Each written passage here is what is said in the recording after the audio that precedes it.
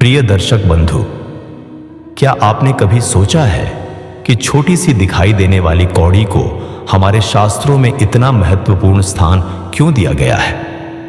आखिर क्यों दीपावली के समय लोग अपनी तिजोरी में कौड़ियां रखते हैं? क्यों कई लोग मानते हैं कि कौड़ी घर में धन और समृद्धि को आकर्षित करती है?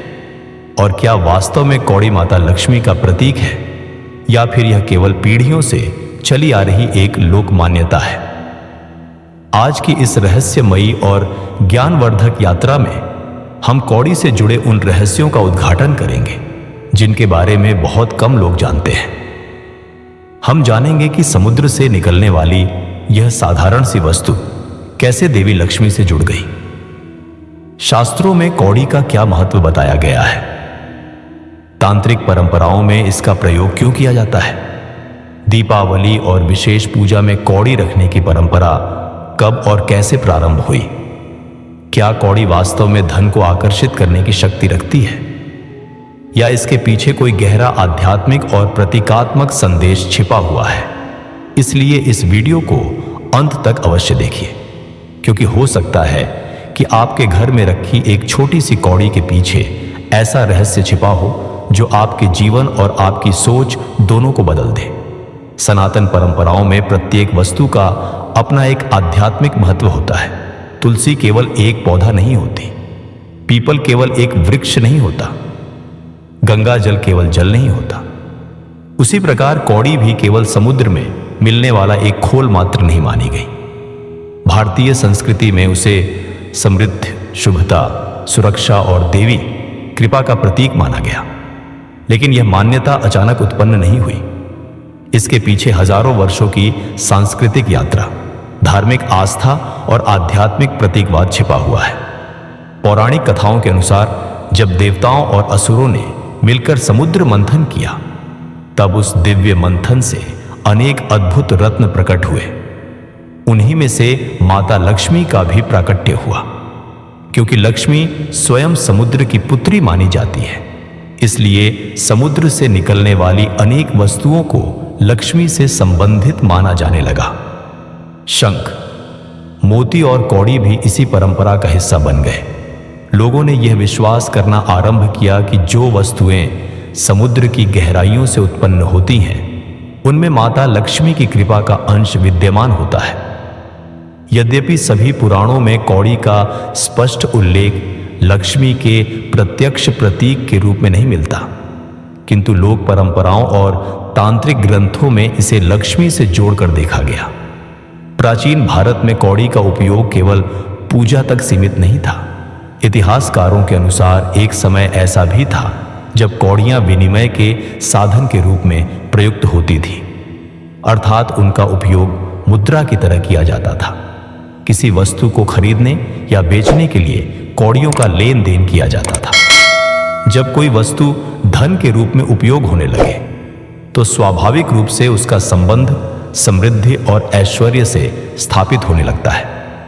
संभवतः यही कारण था कि धीरे धीरे कौड़ी को धन की देवी लक्ष्मी का प्रतीक माना जाने लगा, क्योंकि जो वस्तु स्वयं आर्थिक लेन देन का माध्यम रही हो, वह लोगों के मन में संपत्ति और संपन्नता की भावना को जन्म देती है। भारतीय ग्रामीण परंपराओं में आज भी कई स्थानों पर दीपावली की रात्रि में लक्ष्मी पूजन के समय कौड़ियों को चांदी के सिक्कों के साथ रखा जाता है। कुछ लोग उन्हें लाल वस्त्र में बांधकर तिजोरी में स्थापित करते हैं, तो कुछ लोग वर्ष भर पूजा स्थल में रखकर उनकी आराधना करते हैं। उनका विश्वास होता है कि जिस प्रकार माता लक्ष्मी घर में स्थिर होकर निवास करें, उसी प्रकार घर में धन और सकारात्मक ऊर्जा भी बनी रहे। यह आस्था केवल अंधविश्वास के आधार पर नहीं टिकी, बल्कि इसके पीछे प्रतीकात्मक शिक्षा भी निहित है। कौड़ी हमें यह स्मरण कराती है कि समृद्धि का सम्मान करना चाहिए, धन का सदुपयोग करना चाहिए और ईश्वर द्वारा प्रदान किए गए संसाधनों के प्रति कृतज्ञ रहना चाहिए। तांत्रिक परंपराओं में कौड़ी को विशेष महत्व दिया गया है। कुछ साधनाओं में इसका प्रयोग सुरक्षा कवच के रूप में किया जाता है, तो कुछ अनुष्ठानों में इसे नकारात्मक ऊर्जा को दूर करने वाला माध्यम माना जाता है। हालांकि इन परंपराओं के विषय में विभिन्न मत पाए जाते हैं, इसलिए इन्हें केवल श्रद्धा और सांस्कृतिक दृष्टिकोण से समझना चाहिए। किसी भी उपाय को जीवन की सभी समस्याओं का अंतिम समाधान मान लेना उचित नहीं होता, क्योंकि सनातन धर्म स्वयं कर्म को सर्वोपरि मानता है। गीता में भगवान श्री कृष्ण अर्जुन से कहते हैं कि मनुष्य का अधिकार केवल कर्म करने में है, फल पर नहीं। इसका अर्थ यह है कि यदि कोई व्यक्ति केवल कौड़ी रखकर बिना परिश्रम किए धन प्राप्ति की अपेक्षा करे तो यह शास्त्रों की मूल भावना के विपरीत होगा। वास्तव में यदि कौड़ी को लक्ष्मी का प्रतीक माना गया है तो उसका गहरा अर्थ यह है कि लक्ष्मी केवल धन नहीं है, वे सद्गुण, संतुलन, शुद्धता, उदारता और कल्याणकारी समृद्धि की अधिष्ठात्री देवी है। यदि धन अहंकार बढ़ा दे, यदि संपत्ति दूसरों के अधिकारों का हनन करके अर्जित की जाए, यदि वैभव मनुष्य को धर्म से दूर कर दे, तो ऐसी लक्ष्मी को शास्त्रों में स्थायी नहीं माना गया। इसलिए कौड़ी को तिजोरी में रखने से अधिक आवश्यक है अपने जीवन में सत्य, परिश्रम, दया और ईमानदारी को स्थान देना। समय के साथ आधुनिकता बढ़ी, लोगों ने अनेक परंपराओं पर प्रश्न उठाने प्रारंभ किए और यह स्वाभाविक भी है, क्योंकि विवेकपूर्ण जिज्ञासा ज्ञान का द्वार खोलती है। लेकिन जब हम अपनी परंपराओं का अध्ययन गहराई से करते हैं तब पता चलता है कि उनमें केवल बाहरी अनुष्ठान ही नहीं, बल्कि जीवन को संतुलित बनाने वाली सूक्ष्म शिक्षाएं भी छिपी हुई हैं। कौड़ी का महत्व भी संभवतः इसी श्रेणी में आता है, जहां एक साधारण सी वस्तु के माध्यम से मनुष्य को समृद्धि के साथ विनम्रता, संपत्ति के साथ जिम्मेदारी और भौतिक प्रगति के साथ आध्यात्मिक संतुलन का संदेश दिया गया। लेकिन क्या सभी प्रकार की कौड़ियां समान मानी जाती हैं? दीपावली में विशेष रूप से पीली कौड़ी का प्रयोग क्यों किया जाता है? क्या वास्तव में कुछ विशेष विधियों से कौड़ी को सिद्ध किया जाता है? और क्या शास्त्र इन सभी बातों का समर्थन करते हैं? इन सभी रहस्यों से हम आगे के भागों में विस्तार से परिचित होंगे। इसलिए इस दिव्य यात्रा में हमारे साथ अंत तक बने रहिए, क्योंकि अभी तो हमने केवल उस रहस्य के द्वार पर दस्तक दी है जिसके भीतर कौड़ी और माता लक्ष्मी से जुड़ी सदियों पुरानी मान्यताओं का अद्भुत संसार हमारा इंतजार कर रहा है।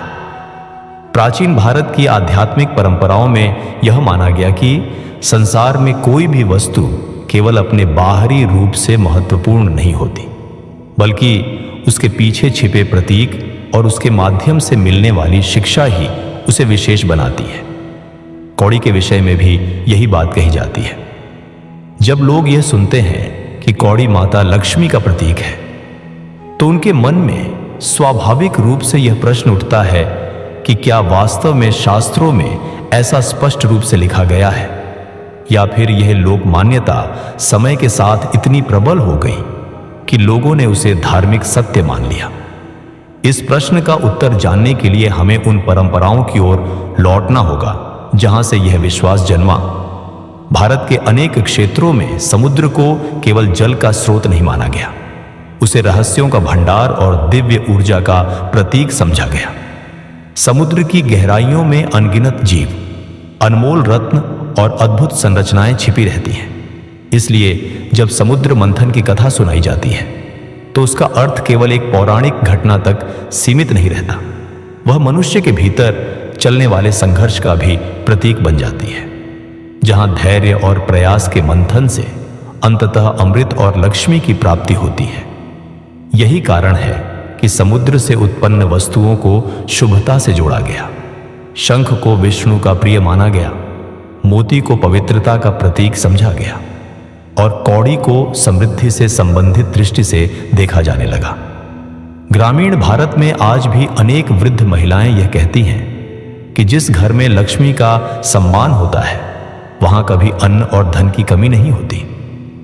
लेकिन लक्ष्मी का सम्मान केवल पूजा पाठ तक सीमित नहीं है, बल्कि यह उस व्यवहार में दिखाई देता है जहां व्यक्ति अपने घर को स्वच्छ रखता है, भोजन का अपमान नहीं करता, अतिथि का आदर करता है और अपने धन का उपयोग धर्म सम्मत कार्यों में करता है। ऐसी मान्यताओं के बीच कौड़ी को एक स्मरण चिन्ह के रूप में देखा गया, मानो वह मनुष्य को यह याद दिलाती हो कि समृद्धि तभी स्थायी होती है जब उसके साथ सदाचार जुड़ा हो। पुराने समय में व्यापारिक गतिविधियों में कौड़ियों का उपयोग कई क्षेत्रों में होता था। इतिहास के कुछ प्रमाण बताते हैं कि विभिन्न समुदायों में कौड़ियां विनिमय का माध्यम बनी। लोग उन्हें गिनते थे, संचित करते थे और आवश्यकता पड़ने पर उनका उपयोग वस्तुओं के आदान प्रदान के लिए करते थे। यह केवल आर्थिक व्यवस्था नहीं थी, बल्कि समाज की मानसिकता को भी प्रभावित करती थी। जब कोई वस्तु लंबे समय तक धन का रूप धारण कर लेती है, तो आने वाली पीढ़ियां उसे संपन्नता और सौभाग्य का प्रतीक मानने लगती हैं। संभवतः इसी प्रक्रिया ने कौड़ी को लक्ष्मी से जोड़ने में महत्वपूर्ण भूमिका निभाई। लेकिन एक अत्यंत रोचक तथ्य यह भी है कि भारतीय संस्कृति में धन को कभी अंतिम लक्ष्य नहीं माना गया। धर्म, अर्थ, काम और मोक्ष, इन चार पुरुषार्थों में अर्थ को महत्वपूर्ण स्थान अवश्य दिया गया, किंतु धर्म के अधीन रखा गया। इसका सीधा अर्थ यह है कि धन आवश्यक है, परंतु वह न्याय और सदाचार के मार्ग से अर्जित होना चाहिए। यदि कौड़ी को लक्ष्मी का प्रतीक माना जाए, तो उसका वास्तविक संदेश भी यही होगा कि मनुष्य अपने जीवन में संतुलित समृद्धि की कामना करे, ऐसी समृद्धि जो स्वयं के साथ समाज का भी कल्याण करे। दीपावली के अवसर पर कौड़ी रखने की परंपरा भी इसी विचारधारा से जुड़ी दिखाई देती है। जब लोग लक्ष्मी पूजन करते हैं, तो वे केवल धन वृद्धि की प्रार्थना नहीं करते, वे अपने घर में शांति, स्वास्थ्य, सद्बुद्धि और निरंतर प्रगति की भी कामना करते हैं। पूजा में रखी जाने वाली कौड़ियां इस संकल्प की प्रतीक बन जाती हैं कि व्यक्ति अपने जीवन में प्राप्त संसाधनों का सम्मान करेगा, उन्हें व्यर्थ नष्ट नहीं करेगा और ईश्वर की कृपा को अहंकार का कारण नहीं बनाएगा। कुछ परंपराओं में पीले रंग से रंगी हुई कौड़ियों का प्रयोग विशेष रूप से किया जाता है, क्योंकि पीला रंग शुभता, ज्ञान और सकारात्मक ऊर्जा का प्रतीक माना गया है। वहीं कुछ स्थानों पर सफेद कौड़ियों को पवित्रता और शांति से जोड़ा जाता है। हालांकि इन मान्यताओं में क्षेत्रीय विविधताएं पाई जाती हैं, इसलिए यह समझना आवश्यक है कि भारत की आध्यात्मिक परंपरा एक रूप नहीं रही। अलग अलग प्रदेशों ने अपनी परिस्थितियों और अनुभवों के आधार पर कई सुंदर परंपराओं को जन्म दिया। कई बार लोग यह सोचने लगते हैं कि यदि वे कुछ कौड़ियां घर में रख लें, तो उनके जीवन की सारी आर्थिक समस्याएं समाप्त हो जाएंगी। लेकिन यह दृष्टिकोण सनातन विचारधारा की मूल भावना से मेल नहीं खाता, क्योंकि हमारे शास्त्र बार बार कर्म के महत्व पर बल देते हैं। यदि कोई व्यक्ति आलस्य में जीवन बिताए, अपने कर्तव्यों की उपेक्षा करे और केवल प्रतीकों के सहारे सफलता की अपेक्षा करे, तो वह स्वयं अपने विकास के मार्ग को अवरुद्ध कर देता है। प्रतीक प्रेरणा दे सकते हैं, विश्वास को मजबूत कर सकते हैं, लेकिन वे परिश्रम का स्थान नहीं ले सकते। भगवान श्री कृष्ण ने अर्जुन को कर्म योग का जो संदेश दिया, उसमें यही स्पष्ट किया कि मनुष्य को अपना कर्तव्य पूरी निष्ठा के साथ करना चाहिए, फल की चिंता किए बिना। जब व्यक्ति इस सिद्धांत को अपने जीवन में अपनाता है, तब लक्ष्मी का वास्तविक स्वरूप उसके जीवन में प्रकट होता है, क्योंकि लक्ष्मी केवल सोना चांदी नहीं है, वे अवसर हैं, योग्यताएं हैं, अच्छे संबंध हैं, स्वस्थ शरीर है और वह मानसिक शांति है जो व्यक्ति को अपने जीवन का आनंद लेने की क्षमता प्रदान करती है। प्राचीन कथाओं में यह भी वर्णित मिलता है कि जहां स्वच्छता होती है, वहां लक्ष्मी का निवास होता है। इसका तात्पर्य केवल बाहरी सफाई से नहीं, बल्कि आंतरिक शुद्धता से भी है। यदि मन ईर्ष्या, क्रोध, लोभ और छल से भरा हो, तो बाहरी पूजा भी अधूरी रह जाती है। इसलिए कौड़ी को लक्ष्मी का प्रतीक मानने से पहले यह समझना आवश्यक है कि लक्ष्मी किन गुणों से प्रसन्न होती है। वे अनुशासन, कृतज्ञता, दानशीलता और परिश्रम से आकर्षित होती है, न कि केवल औपचारिक अनुष्ठानों से। आज के युग में जब लोग त्वरित सफलता चाहते हैं, तब ऐसी परंपराएं कभी कभी गलत अर्थों में प्रस्तुत की जाने लगती हैं। कुछ लोग यह दावा करते हैं कि केवल एक विशेष वस्तु रखने से चमत्कारिक रूप से जीवन बदल जाएगा, जबकि वास्तविक परिवर्तन व्यक्ति के विचारों, आदतों और कर्मों से आता है। यदि कौड़ी को श्रद्धा से रखा जाए, उसे समृद्धि का प्रतीक मानकर अपने जीवन में सकारात्मकता और अनुशासन लाया जाए, तो वह एक सुंदर आध्यात्मिक स्मृति बन सकती है। लेकिन यदि उसे मेहनत से बचने का साधन समझ लिया जाए, तो उसका उद्देश्य ही विकृत हो जाता है। कौड़ी का वास्तविक रहस्य शायद इसी संतुलन में छिपा है, जहां आस्था और विवेक साथ साथ चलते हैं, जहां परंपरा का सम्मान किया जाता है लेकिन अंधविश्वास को बढ़ावा नहीं दिया जाता, जहां प्रतीकों को प्रेरणा के रूप में स्वीकार किया जाता है लेकिन जीवन की दिशा कर्म और सदाचार से निर्धारित होती है। और शायद यही कारण है कि हजारों वर्षों बाद भी कौड़ी का आकर्षण समाप्त नहीं हुआ, क्योंकि वह केवल समुद्र से निकला हुआ एक छोटा सा खोल नहीं है, बल्कि मनुष्य की उस अनंत आकांक्षा का प्रतीक है, जिसमें वह समृद्धि तो चाहता है लेकिन साथ ही यह भी चाहता है कि उसका जीवन अर्थपूर्ण, संतुलित और ईश्वर की कृपा से परिपूर्ण बना रहे। लेकिन क्या कौड़ी से जुड़े कुछ ऐसे रहस्य भी हैं जिन्हें केवल विशेष अवसरों पर ही प्रकट किया जाता था? क्या प्राचीन मंदिरों और तांत्रिक परंपराओं में इसका कोई गुप्त महत्व था? और क्या वास्तव में कुछ विशेष प्रकार की कौड़ियों को अत्यंत दुर्लभ और शुभ माना जाता था?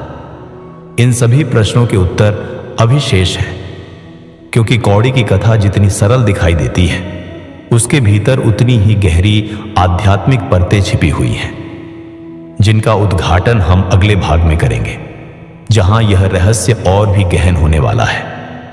जैसे जैसे हम कौड़ी के रहस्यों की गहराई में उतरते हैं, वैसे वैसे यह स्पष्ट होने लगता है कि भारतीय परंपराओं में किसी भी वस्तु का महत्व केवल उसके भौतिक स्वरूप से निर्धारित नहीं होता, बल्कि उस वस्तु के साथ जुड़ी मान्यताओं, अनुभवों, प्रतीकों और आध्यात्मिक शिक्षाओं से होता है।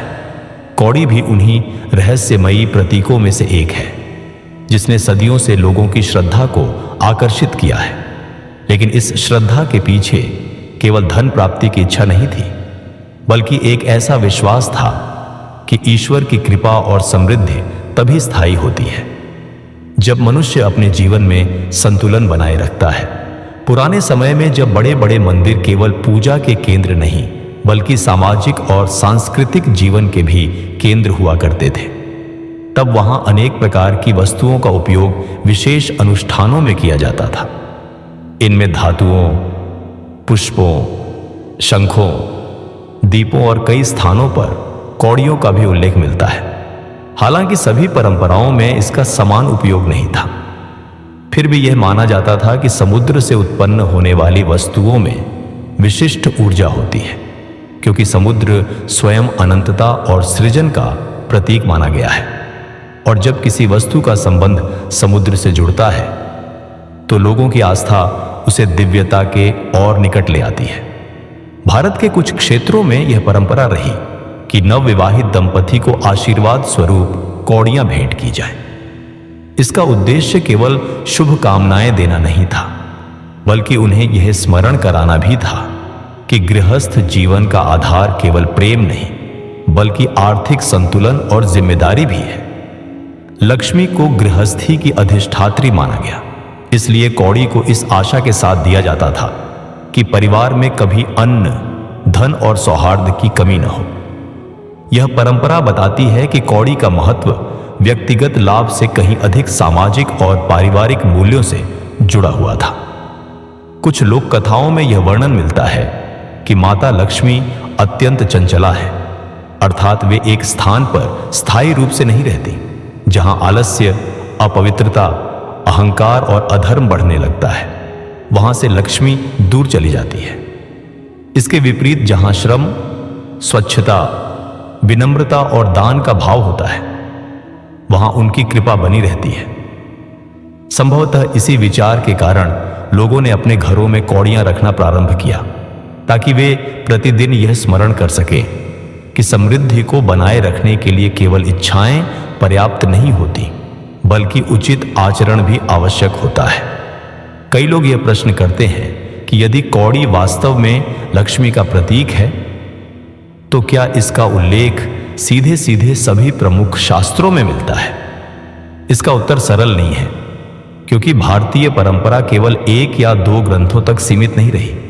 यहां वेद, उपनिषद, पुराण, आगम तंत्र, लोक कथाएं और क्षेत्रीय मान्यताएं सभी ने मिलकर सांस्कृतिक चेतना का निर्माण किया है। इसलिए कुछ परंपराएं ऐसी हैं जो लोक जीवन में अत्यंत प्रचलित हो जाती हैं, भले ही उनका उल्लेख सीमित रूप से उपलब्ध हो। कौड़ी का महत्व भी काफी हद तक इसी प्रकार विकसित हुआ प्रतीत होता है। तांत्रिक साधनाओं में कौड़ियों का प्रयोग विशेष ध्यान आकर्षित करता है। कुछ साधक इन्हें विशिष्ट अनुष्ठानों में उपयोग करते हैं, लेकिन यह समझना आवश्यक है कि तंत्र का मूल उद्देश्य भी ऊर्जा का संतुलन और चेतना का विस्तार है। आधुनिक समय में तंत्र के विषय में अनेक भ्रांतियां फैल गई हैं, जिसके कारण लोग भय या अंधविश्वास के दृष्टिकोण से इसे देखने लगते हैं, जबकि वास्तविकता कहीं अधिक जटिल और गंभीर है। कौड़ी का प्रयोग यदि कहीं किया गया तो उसका संबंध प्रतीकात्मक अर्थों से भी रहा, जहां समुद्र की उत्पत्ति, लक्ष्मी का स्वरूप और समृद्धि की ऊर्जा को एक साथ जोड़कर देखा गया। लेकिन सबसे महत्वपूर्ण प्रश्न यह है कि क्या केवल किसी शुभ प्रतीक को अपने पास रख लेने से जीवन बदल सकता है? यदि ऐसा होता तो संसार में कोई भी व्यक्ति संघर्ष का सामना न करता। वास्तव में प्रतीक हमें दिशा देते हैं। वे हमारे भीतर सकारात्मक विचारों को जागृत करते हैं। वे हमें अनुशासन और विश्वास की ओर प्रेरित करते हैं। लेकिन अंतिम परिणाम हमारे कर्मों से ही निर्धारित होते हैं। यदि कोई व्यक्ति ईमानदारी से कार्य करता है, अपने परिवार का सम्मान करता है, समाज के प्रति उत्तरदायी रहता है और अपने धन का सदुपयोग करता है, तो वह लक्ष्मी के वास्तविक सिद्धांतों का पालन कर रहा होता है। आज के समय में सोशल मीडिया और विभिन्न माध्यमों पर ऐसे अनेक दावे देखने को मिलते हैं, जहां कहा जाता है कि अमुक प्रकार की कौड़ी रखने से तुरंत धन प्राप्त होगा या कुछ ही दिनों में व्यक्ति करोड़पति बन जाएगा। ऐसे दावों को विवेक के साथ परखना आवश्यक है, क्योंकि सनातन परंपरा कभी भी परिश्रम से बचने का मार्ग नहीं सिखाती। भगवान श्री कृष्ण ने भी अर्जुन को युद्ध भूमि से भागने की नहीं,